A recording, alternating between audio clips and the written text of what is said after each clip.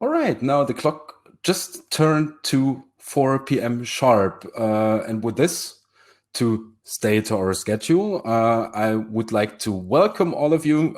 Right now we have 74 visitors. Hopefully there will be some more in the next couple of minutes. Everybody knows this conferencing setup takes a couple of minutes to join the sessions. Yeah, and welcome back for all of you who joined the GI Forum opening an hour ago. As you might have noticed, I switched the location. I ran up from the main stage to my, as you might see, newly decorated office to keep the corporate design alive. And it's my pleasure to be the host of this opening keynote of the 2020 GI Forum held by Monica Stephens. Hello, Monica. Glad to see you. Hello, thank you for having me. Yes. And yeah, at the beginning, I just want to give you a brief introduction how this session will work. And of course, say a couple of words about Monica and introduce herself. Yes. And I think we should start with you, Monica. This is Monica Stephens from the University of Buffalo in New York. State of New York, where she's an assistant professor at the Department of Geography. As I did a little research, she did her PhD at the University of Arizona in 2012, and afterwards worked, among others, as an assistant professor at the Humboldt State University in California, or as a visiting scholar at the University of Kentucky. Her research is focused on, let me quote, online social networks, new methods in GI science, and geographies of misinformation. This is what her Twitter account says. When we dig in a bit more in detail, then her research is, is focused or uses methodologies derived from GI science and data science to examine how user-generated content and social media create inequalities that leave communities vulnerable to misinformation, social inequalities, and marginalization. And probably many of you know one of her highly cited papers, namely Gender and the GeoWeb, which was published in, I think, 2013 in the Geo Journal, which is kind of controversial. Can I say this? I have a little personal story to this paper because I once submitted a paper and got a review, and 2/3 of this review was not about my paper, but your paper because I cited it. Yeah? And I don't want to underestimate anything, but in my personal view, science is like movies. It's good when it's controversial. So yeah, in this case, in this paper, it was pretty much about these research topics I told you. In this case, the underrepresentation of female users in the OpenStreetMap databases, or in volunteer geographic information in general, and especially its consequences. Yeah? Speaking of controversial appearances, she's also very visible in the public. So her work on social media has appeared in many popular outlets, including, I have to read it because the list is quite long, the Wired magazine, the New York Times, the Guardian, the Washington Post, the BBC World Service, and many others. And as mentioned in the very beginning, she also has a Twitter account, I hope to pronounce this right, which is called Geographiliac. Is this spoken this way? Okay, perfect. With very recently 1,544 followers. I hope there will be some more after this session. So click the buttons, right? And she is, which is very interesting from my point of view. I don't know who of you knows the website, blog, platform, whatever, Floating Sheep on maps and geographic internet data, where she's also involved, among others, like e.g. Metzuk or Mark Graham. You know? And with this little introduction, we're coming to your keynote presentation, which we will hear in a couple of seconds, with the title Data and Deception, Geographies of Misinformation and Incivility in Social Media.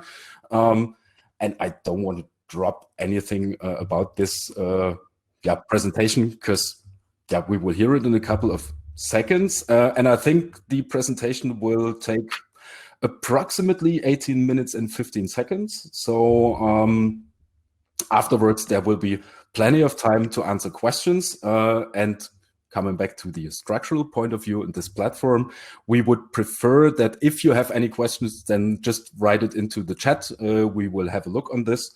And afterwards, I will collect the questions written in the chat, and then I would ask them directly to Monica. Yeah, so much said to the introduction, the beginning. Right now, I would say we jump right into your presentation, and I'm very looking forward to it. Hello, I'm Monica Stephens.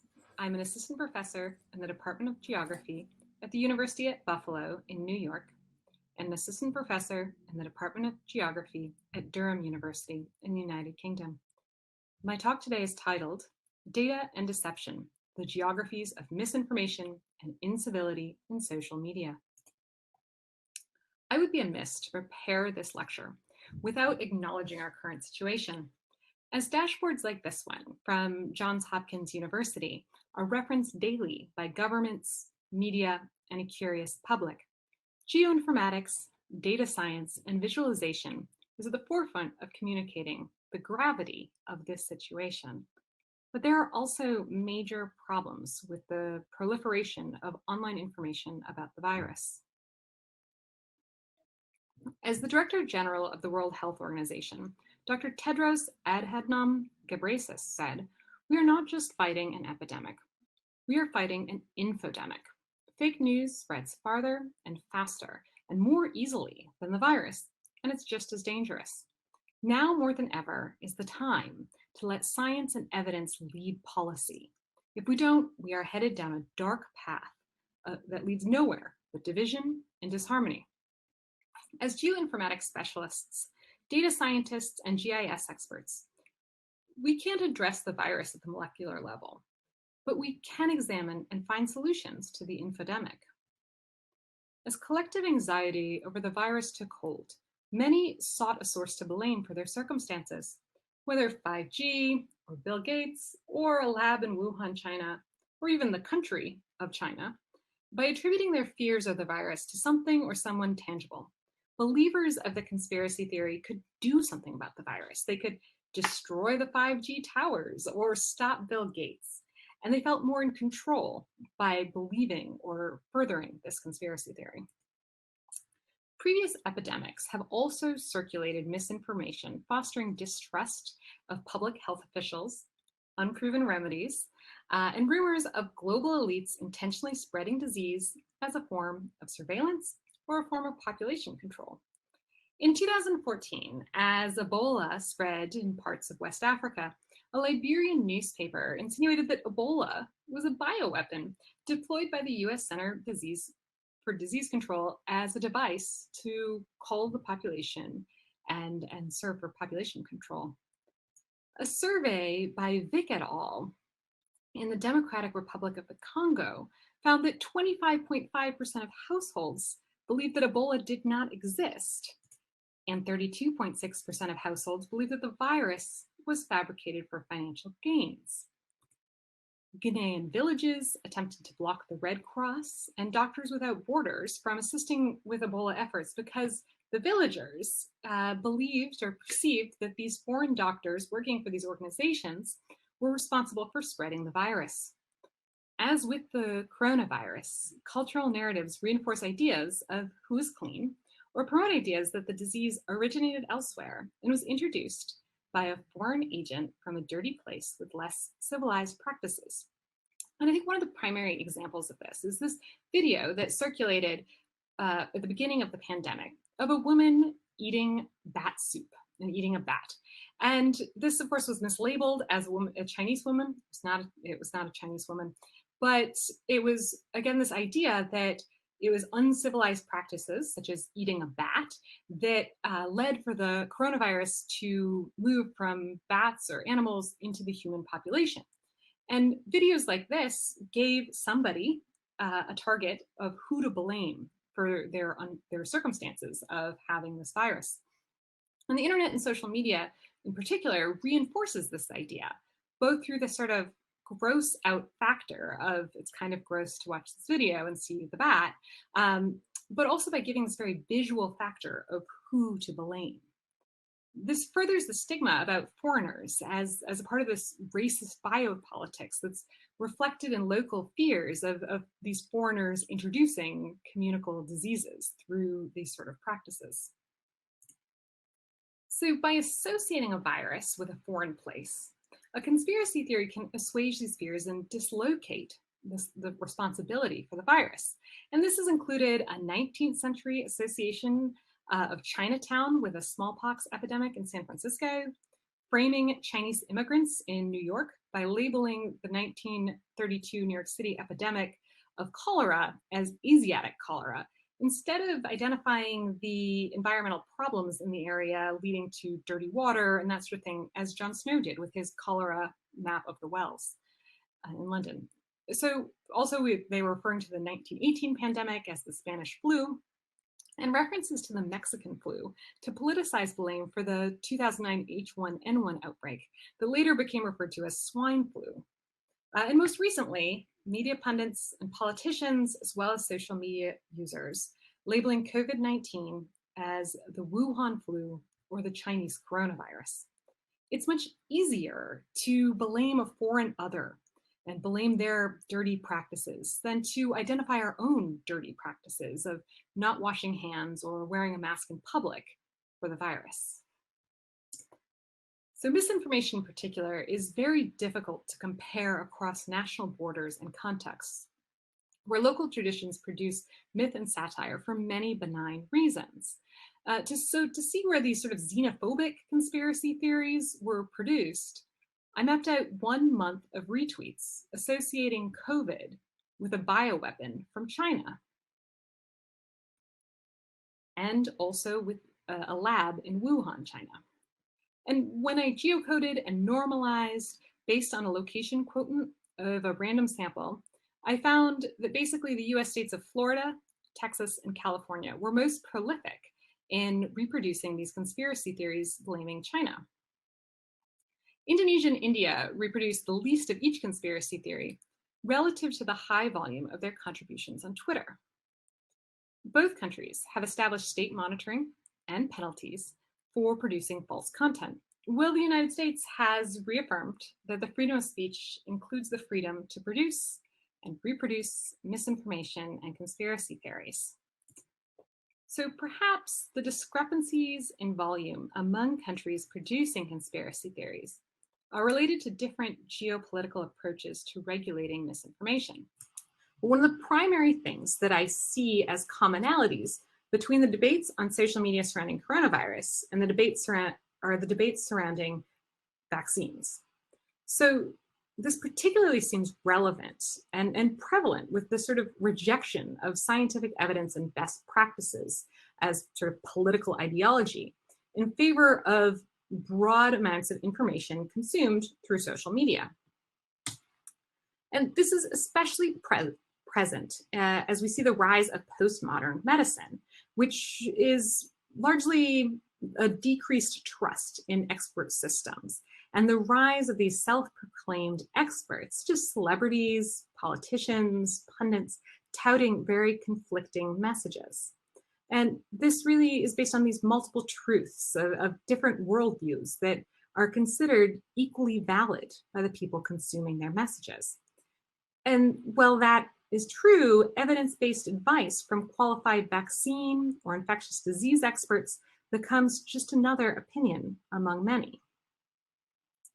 At this point, what we see is that virality on social media is often conflated with consensus of the opinion and veracity of its truthfulness. So to better understand how social media is influencing the vaccine debate, my colleague Denise Lilvis and I looked at the followers of prominent pro-vaccine and anti-vaccine Twitter accounts in the United States, along with 2 global health foundations, which was the US Center for Disease Control and the Bill and Melinda Gates Foundation, as they both tweet very much pro-vaccine information and are considered very reliable sources. And so we did this in order to understand what was the impact on state legislations of discrepancies in the proportion of followers in each state. And so what we found was quite amazing, was that 1% increase in the proportion of anti-vaccine followers in a state led to a 40% increase in anti-vax bills introduced at the state level. We found that states that had more anti-vaccine Twitter users are unlikely to progress any bills regarding vaccine exemptions. And this was largely in line with other papers in this arena, largely that content producers are promoting discord on Twitter, that are engaging these debates just to promote discord and fuel tensions. We found that 33% of vaccine-related tweets included verified information. Bots are tweeting 66% of all links on Twitter, and bots post anti-vaccine messages 75% more than their human counterparts. And so we tested each account for its likelihood of being a bot or a human user. And this was determined by a bot or not algorithm that checked both the characteristics of the bot itself, like when it was created, how frequently it tweets since it was created. So if it's more than once an hour for years, it's probably a bot. And then also the social network characteristics. So does it largely follow other bots? Does it retweet other bots? Which means it's more likely to be a bot.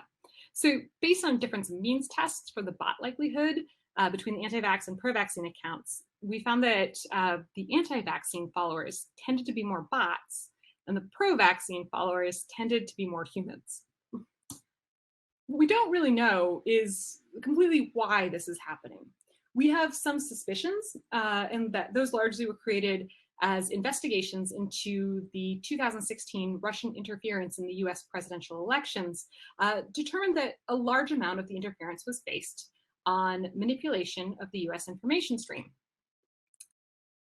As part of that investigation, Adam Schiff said, the social media campaign was designed to further a broader Kremlin objective, sowing discord in the US by inflaming passions on a range of divisive issues.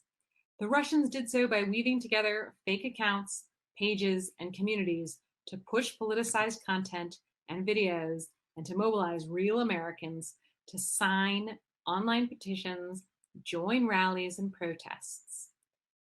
Russia exploited real vulnerabilities that exist across online platforms, and we must identify, expose, defend ourselves against similar covert influence operations in the future.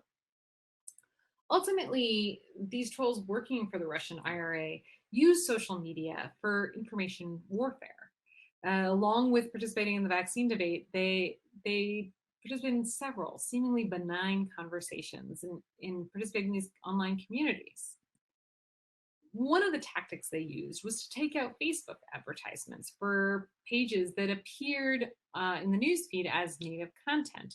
It looked like if a friend was inviting you to share their opinion or to like a page. These pages targeted very specific demographics in the United States that were delimited by geography and interest. So you can see the ad on the left is only visible to African Americans and was only displayed within a specified distance of several American cities. The ad on the right was displayed largely near the US southern border, but only to individuals who had an affinity for the National Rifle Association and Donald Trump for president. As many ads enhance the sort of hostility through reinforcing xenophobic views or inviting audiences to congregate at events where the opposition might also be there. What's remarkable, though, is how inexpensive these ads were and how effective they were at targeting hyperlocal social issues. When I examined the chronology of these ads alongside the geography, it's evident that the intention was to exploit hostilities following really turbulent events like police killings of African Americans. You can see in this map that large clusters exist in St. Louis and Ferguson, Missouri, which is where police had just shot and killed teenager Michael Brown. In Atlanta, where police had shot and killed Anthony Hill. In Baltimore, where police had killed Freddie Gray. And New York, where they had killed Eric Gardner. While some ads offered sympathy for the victim and a sense of community, other ads highlighted support for the police or for President Donald Trump or for increasing weaponization and gun ownership. The differential made it easy for the IRA to weaponize this information.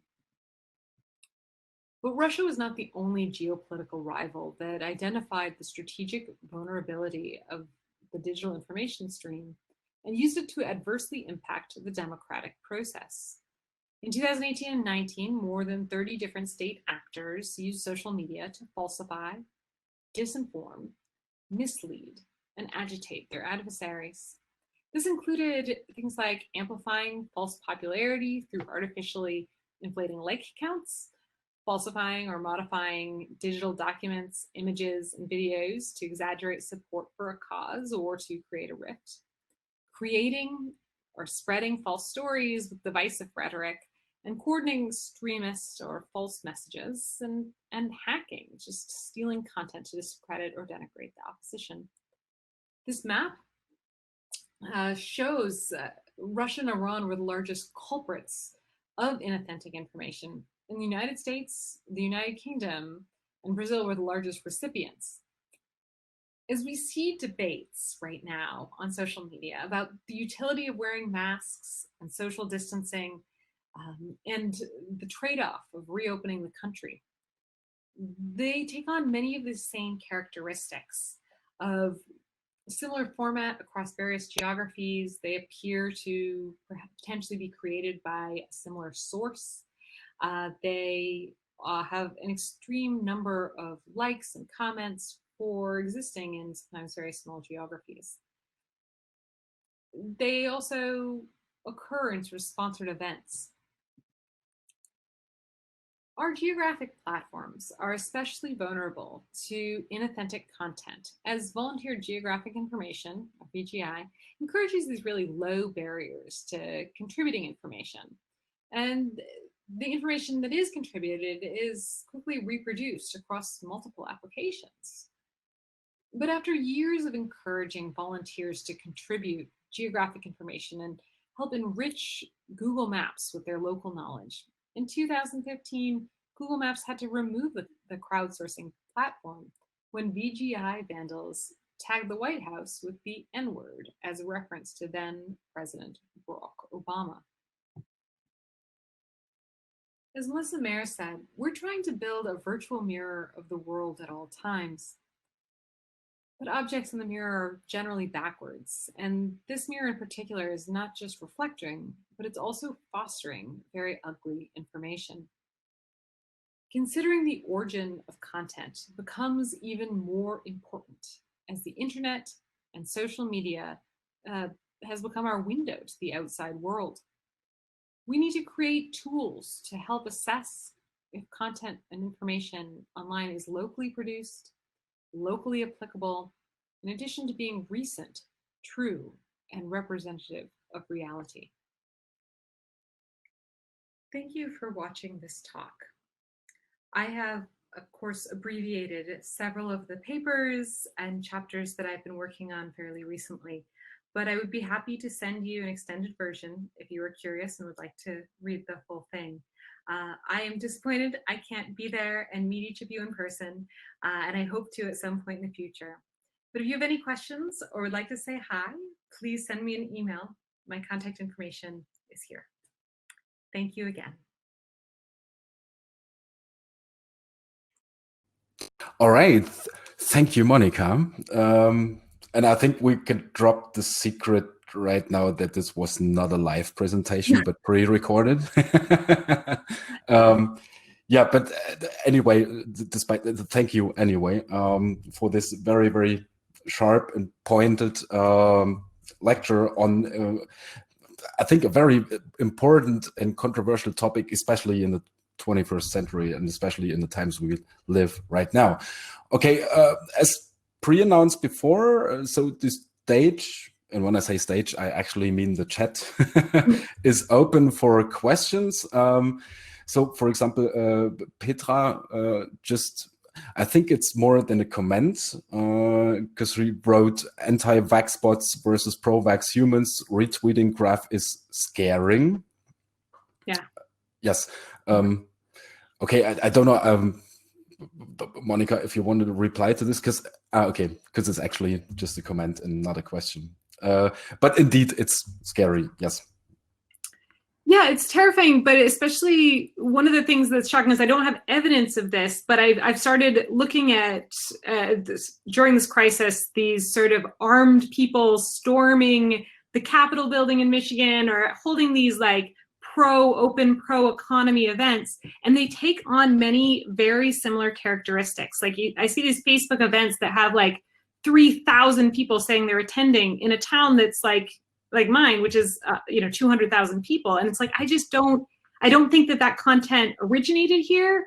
I can't prove anything, but it seems to be formatted the exact same way as one that's in California and one that's in Oregon and one that's in Texas, and it seems like it might be originating in a central place, very similar to the anti-vaccine bot activity. And it seems to be originating a lot like a lot of the anti-vaccine bots. And so as sort of every day, the news seems to get worse, and the sort of fear of the other and the fear of the outside world, it's kind of preoccupying to see how many commonalities with events we've already seen coming from the 2016 election and coming from the anti-vaccine movement that has been deemed as such a threat to global health before the coronavirus. Yes. Okay, I think, and right now we're just in the right mode, because now we have a couple of questions in the chat, and I think right now there are 3, so we can go through this chronologically. So the first question is from Anita. I think you can also read these questions. Can you? Because this chat is actually public. I mean, I can read it. It's not that a problem. So Anita says, first of all, thank you. And can you tell us a bit more about the methodology used to collect data on attacks, misinformation campaigns? Sure, and I'm also happy to post the paper in the comments. It's out in Dialogues in Human Geography this month for the geospatial infodemic is what it's called. So I can post that as well for y'all. So the methodology, I started like very early in the crisis when I started seeing these sort of things, or the president saying things like Chinese coronavirus and references to the virus as a lab-made thing. And this started, in February. So this was 1 month of intermittent stream. So I took a whole bunch of keywords of things that were coming up at the time. So the hydrochloroquine, the anti-malarial drug that Donald Trump had touted and was also being echoed by Bolsonaro and several other more populist governments. I also harvested references to that. I harvested several terms, but during the time I was harvesting, a lot of these conversations kind of disappeared from common discourse. Maybe they figured out they weren't actually cures, but I kept in these sort of ones that were very deep to conspiracy theory. So then I filtered it. And because it was actually at the time too large to retweet, too large to geocode all of it, it was because I based it off of the user-generated location on the Twitter profile and geocoding that, since I only needed it to like the country or province or state level, and I don't actually need actual XY coordinates, so I didn't use any geocoded tweets. But then because it was too large to geocode at that time, I filtered it down to retweets, and then filtered it again. So it ended up being I only had to geocode maybe 100,000 or 200,000 locations, or there was 130,000 that geocoded successfully. And then I used those. I filtered at a couple other things. So there was one where CNN had just reposted, and several reposts of a CNN conspiracy that came up. We wish the United States would stop posting this Chinese conspiracy theory that was reposted several places globally, that something like that. And so I deleted that one out because it wasn't that. It was mostly mocking the US, which is totally fair. And so that ended up being how I got to that national level of just those two. I ended up just going with those two individual conspiracy theories rather than all of the vast amount of misinformation that I did harvest throughout this. And I only went with the retweets so that it was just, where is this information being reproduced? Where is it being repurposed? Where is it being redisseminated? Rather, because it's much harder to get where did it actually originate, is it might not have originated on Twitter. It might have originated on another platform and then been moved to Twitter, reflected between and bounced between platforms. It's easier to kind of get a more consistent coverage by looking at where was it retweeted. And then I didn't use ones that were just initial tweets because it was too difficult to filter those for the sentiment. Mm-hmm. Okay. I can answer more specific questions. Any more specific? I just wanted to skip my comment to your comment because there are several other questions. I would just drop to the next one. Julian, I'm sorry, I don't know how to pronounce it, asks, can you explain the Wuhan lab and Antarctica connection in your map? This was quite strange for me. So there are not very many people in Antarctica. There's like maybe 40 scientists who are there during the winter, especially. And so because it was retweets, if somebody, and I included retweets with comments, so if one person, and this is what ended up happening in Antarctica, one person retweeted one of the conspiracy theories and commented on it, saying, I don't believe this. But then when you normalize it out based on all of the tweets that come out of Antarctica, it ends up, one retweet ends up being actually a significant amount. All right. Okay, then there are a couple of comments. So one comment again from Anita, since a lot of topics tend to merge into each other, I can only imagine how difficult it is to count. Oh, no, the chat switched. Distinct attacks. Distinct attacks. This was a comment, and another comment, great to hear more research into that. This has already been seen at last back in 2014 with events in Crimea. Cyber warfare is definitely here to stay. It's the chat always jumps. This is hard to read. I'm sorry. Where was I? I'm sorry, we're live. I see it. Cyber warfare is definitely here to stay. It spurred new information cybersecurity initiatives in the EU, at least. Yeah, and I think the EU has had actually really interesting changes to sort of the legal framework around misinformation, especially Germany and France both. I don't know Austria's laws particularly, but we've seen several of these initiatives to sort of regulate and limit the dissemination of misinformation and the dissemination of cyber warfare, especially, and it's especially surprising as a shift towards populism has happened in lots of countries. It's not just the United States that's moved towards populism and misinformation, but what's been encouraging is seeing sort of how these initiatives are coming out of the EU. Yeah, and then, this is very pragmatic because we can merge two questions. Victor and Anya ask, how have you any experience transferring your work to public policy? And Anya's question is quite in the same direction. Can you tell us more about how your insights will be brought to a broader public to spur the debate in addition to the academic debate? Those are both really good questions.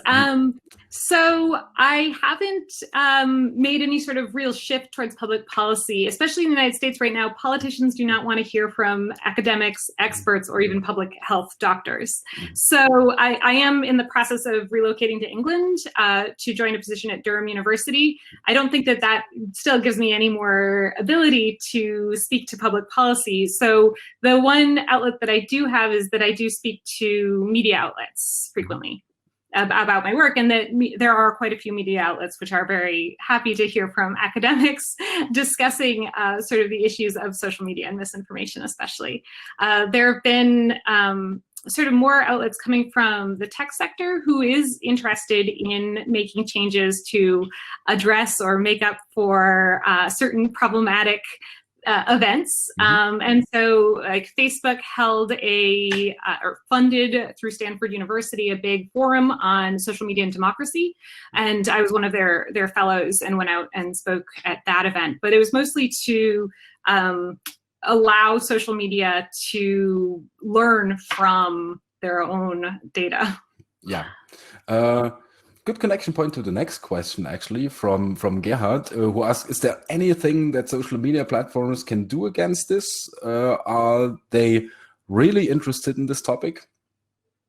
Global question. Yeah, it goes up and down, right? Facebook was deeply embarrassed after recognizing their role in the 2016 US election and also in Brexit and the various problems that have been caused by sort of filter bubble groups. And social media has been actually doing a pretty good job at shifting their regulations surrounding anti-vaccine discourse.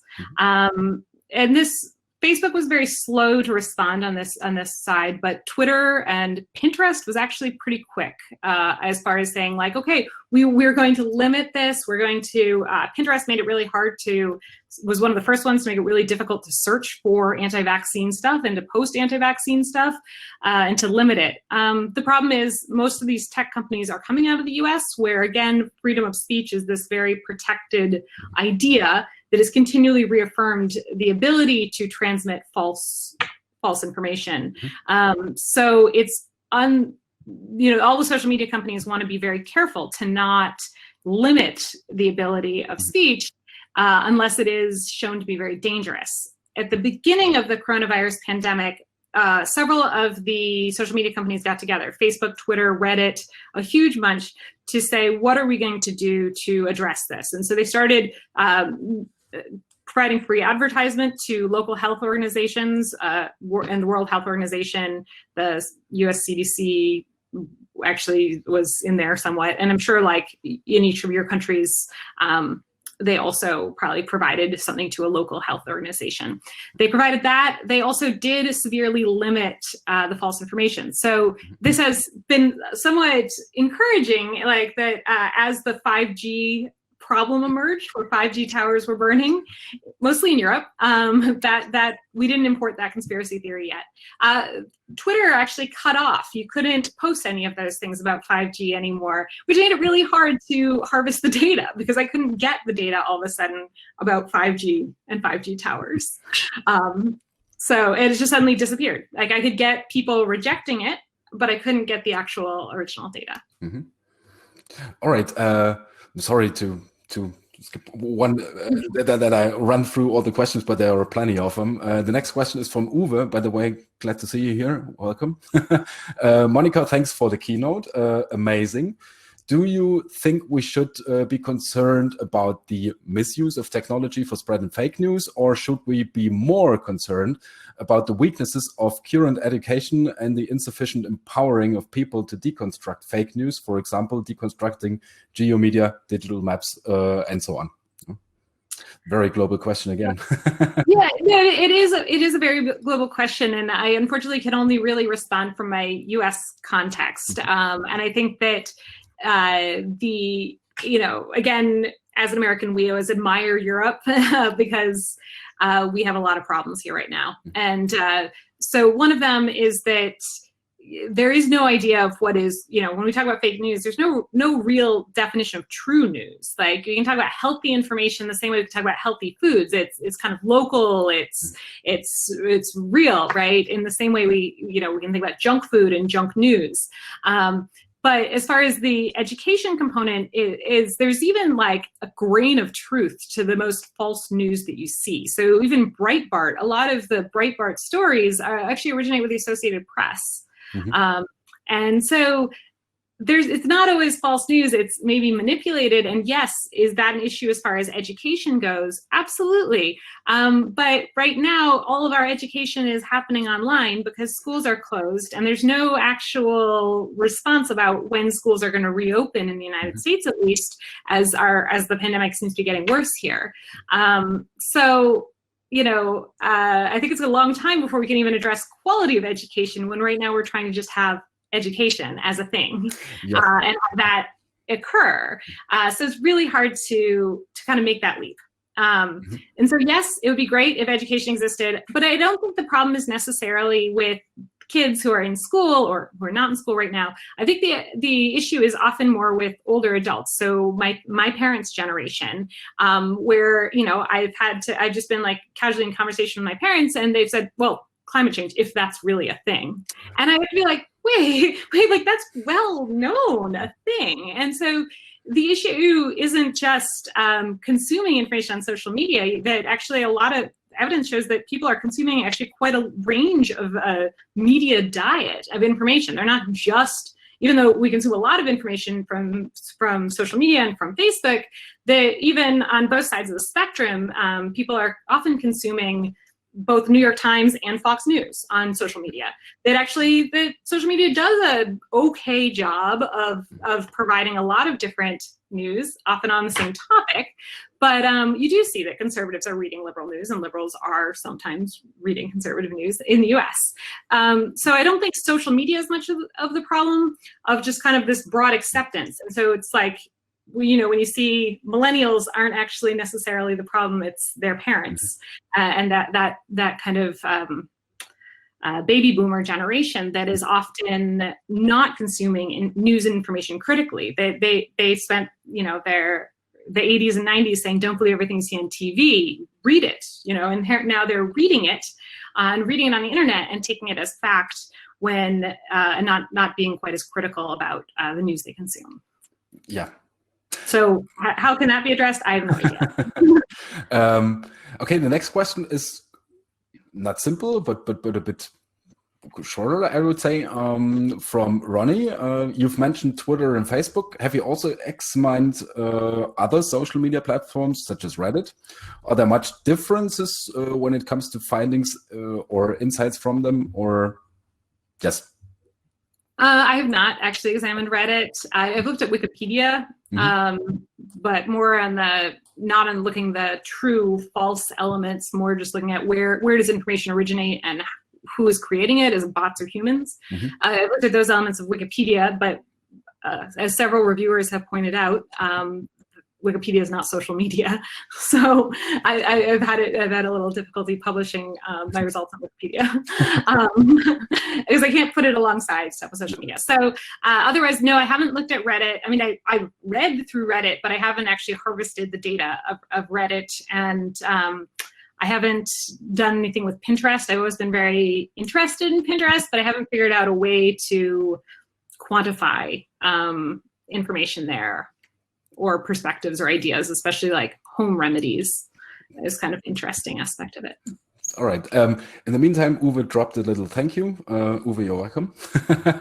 And another question from Martin. I think his question is related on your US map.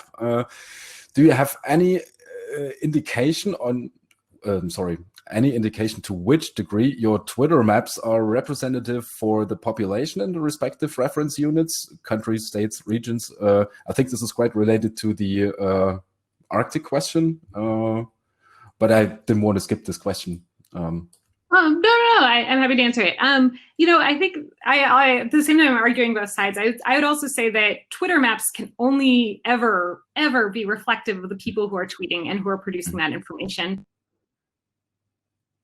I always find it very difficult when someone says, oh, can't you just make a Twitter map of how people in Buffalo feel about this environmental that's going through? I'm like, I will get 2 people maybe that have tweeted something relevant to it, and most of them are standing in this room right now.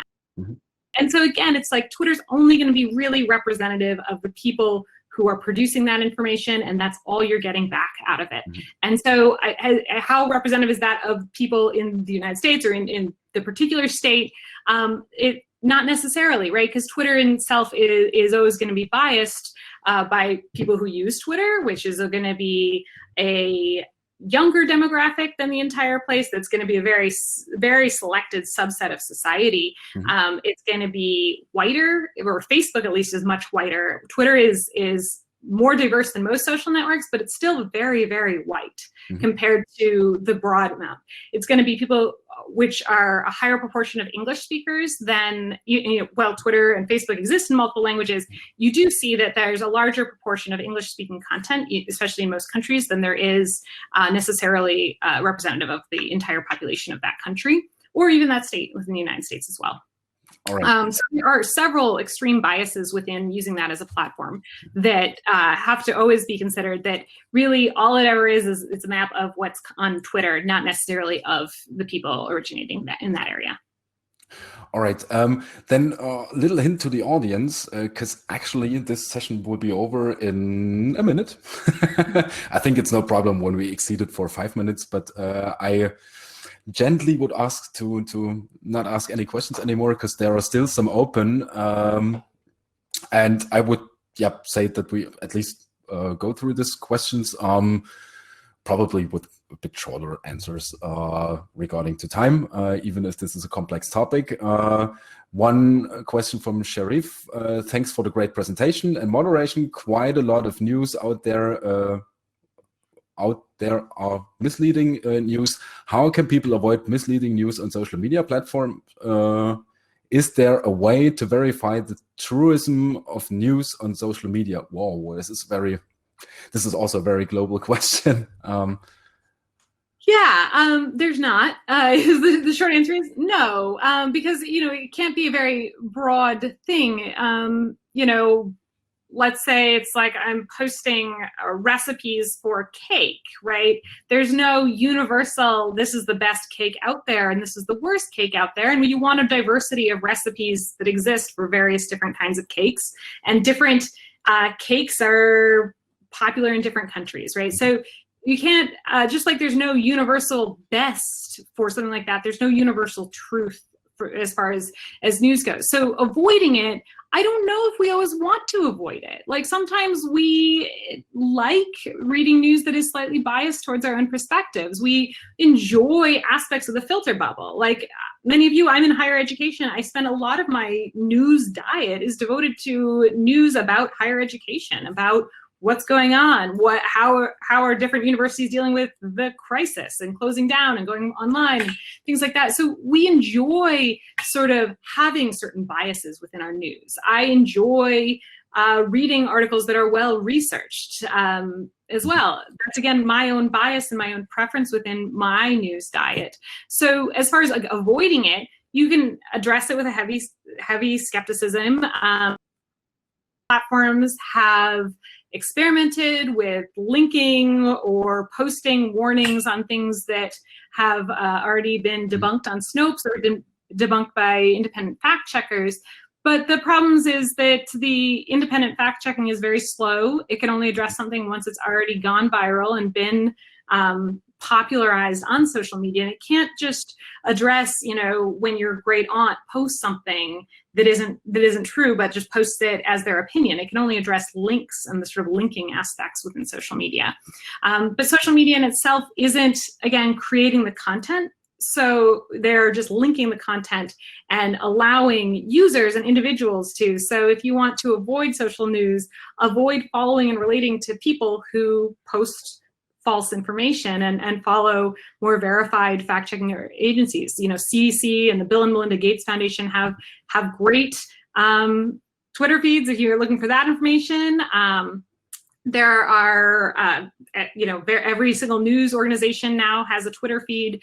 And so follow the ones that you find truthful and that match your preconceived notions of the world. Yep. All right, then there are a couple of comments, and I don't want to be ungentle, but I think I skipped the comments because the chat will be there. I think, I mean, it's written, it's out there. Most of the comments are very positive, which are thank you notes. No, not a thank you note, but thank you messages for your presentation. And I'm not quite sure. I think I hope that I not lost any question. Okay, it's just a couple of seconds ago, there was a new comment from Sabine. And yes, there is a question. And I would say this is the last question. I'm sorry, guys, but we have to look at the schedule. So Sabine wrote, thank you for the great presentation and awesome discussion. We, as a data-driven community, need to be more critical ourselves and teach ourselves critical data reading. Any idea on how to do this? Because this seems a change in paradigm from data as being the only truth to misinformation. I think that's a really great question, and thank you for asking it, and thank you all for these lovely questions. So it's super important, and I think that I've seen this often within a very data-driven community where they're like, well, the data says X, and you're like, but who produced that data? And so I think there's several critical questions that you have to ask about data. And there's a paper that Zook and several people wrote called Critical Questions for Data. One of these is, who produced the data? Why was it produced? What conditions was it produced under? Not just what is the correlation, what does the data say, so don't just look at these sort of outcomes of the data like quantitatively, but also look at the sort of qualitative aspects behind how it was created to kind of get an idea on if this data is going to be producing actually meaningful results. Because I've quite often seen with even my graduate students where they go and collect data, and then you start asking these questions, you realize like, so the data doesn't actually make any sense relative to what the results are here, right? You've just told me basically that people who ride buses like public transportation. Well, yes, okay. Now what? Like, now what's next? And who produced this? So why were they taking it? Because they don't have a car? Like, you got to keep asking these questions. And so in the US, at least, I see all these people saying, we have the best graduate students because they have the best GRE scores. And then they'll say things like, oh, but we don't have African-American students in our program because their GRE scores wasn't high enough. And so they're kind of like, well, why is that? Like, what is behind these tests that maybe makes it so that their scores are too low and they're not getting into graduate school? And I think, again, they're just focused on this outcome of, well, the data says that, this, and this is the limits of the data and this and that. And it's like, well, why? Who produced those limits? And under what conditions did they produce that? And I think by asking those questions, we can also sort of address this sort of some of these incivilities and exclusion of removing people from our quantitative community and being more embracing of multiple different worldviews and epistemologies in thinking about data. To keep it short, thank you. Thank you so much. I'm happy to keep answering questions on Twitter if anyone wants to keep going. Yes, follow her Twitter account. I mentioned at the very beginning. We already exceeded this session about 6 minutes. I think this is acceptable. This is okay for everybody. But anyway, I think I slowly have to close this session. And I want to say a large thank you. So Petra just wrote applause. She's right. So first of all, Monica, thanks for your presentation. And secondly, thanks for answering all those questions. And also thank you for asking these questions and contributing to this discussion. As we mentioned in the beginning or the opening of the GI forum, use the networking opportunities over the next couple of days. There will be some, just to mention our speed dating function right here. Monica said she would be happy to receive some emails or some questions on social media, not on social media, but via social media, but you know what I mean. Yes, and actually this will be my last thank you. Just thanks for all. It was a pleasure to host the session. And with this, I will close the session and wish you all a nice evening. Okay, Monica, in your time zone, it's a bit different, but and hope to see you over the next couple of days in all the sessions on the GI week on our online platform. Enjoy the conference. And thank you, Monica. Thank you. Thank you, guys.